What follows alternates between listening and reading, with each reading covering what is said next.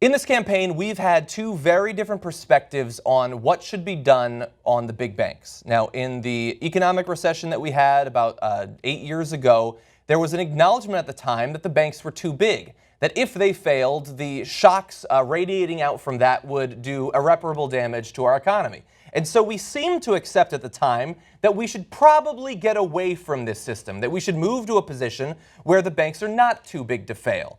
Now, Bernie Sanders says that they remain too big to fail, considering that they are bigger than they were back in 2007, when they were too big to fail. He seems to have something there. Hillary Clinton says she would also be willing to break up the big banks, but that she doesn't think it needs to be done now. And she says that the financial regulations that we had under Dodd-Frank back after the recession are strong enough. So let's talk about one of those regulations. And one had to do with living wills for those big banks. Well, now those living wills have been submitted and they've found to be wanting in a variety of ways. 5 giant banks, including J.P. Morgan Chase and Bank of America, you might have heard of them, failed to fulfill a crucial regulatory requirement that Congress introduced after the 2008 financial crisis.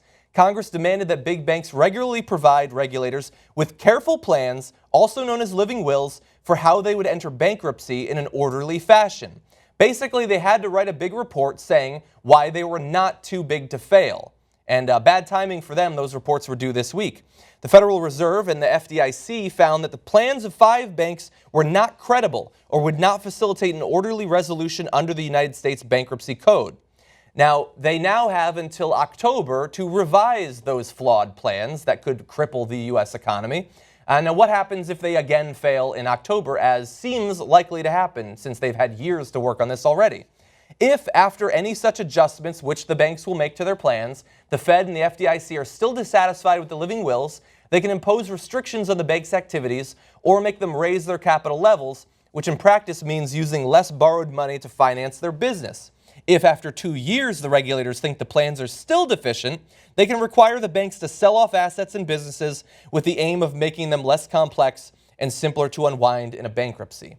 So it's been more than 8 years they've failed. They're going to have another 6 months. If they fail then they'll have 2 more years to fail. And if they then fail, we'll start to break them up, supposedly.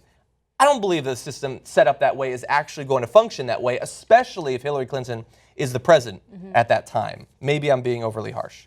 Yeah, I mean, this kind of shows you how watered down our regulations are for the banking industry. They are allowed to be as big as they want, and the way that we tackle them is it's just so weak. It's so incredibly weak. And so, yeah, this is a legitimate issue. And the only reason why we're even having discussions about breaking up these banks is because of Bernie Sanders. Yeah. I mean, do you think that Hillary Clinton would bring up this issue and be a warrior in trying to break up the big banks and ensure that we don't suffer the same type of economic collapse that we did in 2008? Yeah. No, the reason why this is part of our, conversation right now is because of Bernie Sanders being a warrior on it.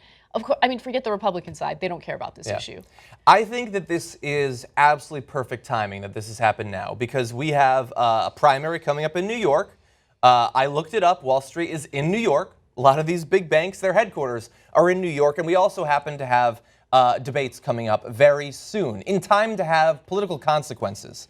So they've failed after years and years of prep. God, just the past year where they've come under new scrutiny thanks to Bernie Sanders should have clued them into the fact that maybe they should make these living wills in a way that gives us some confidence that they're not ready to create a second recession. So they need to ask Bernie Sanders and Hillary Clinton, based on the failure of these absolutely massive banks, which are bigger than they were back when they were too big to fail, what should be done to these banks? And if in 6 months or whatever, in October, when they almost certainly fail again, if they then have not reassured us that they are taking this problem seriously, should they be broken up and how would you break them up? Ask both of them that question, because if they don't have an answer, or if they say that yes, we should give them years more to prepare, then we cannot afford to let them be in charge of that regulatory apparatus of Wall Street. And I think that the voters of New York deserve to know where the candidates stand before they make that crucial vote on Tuesday of next week.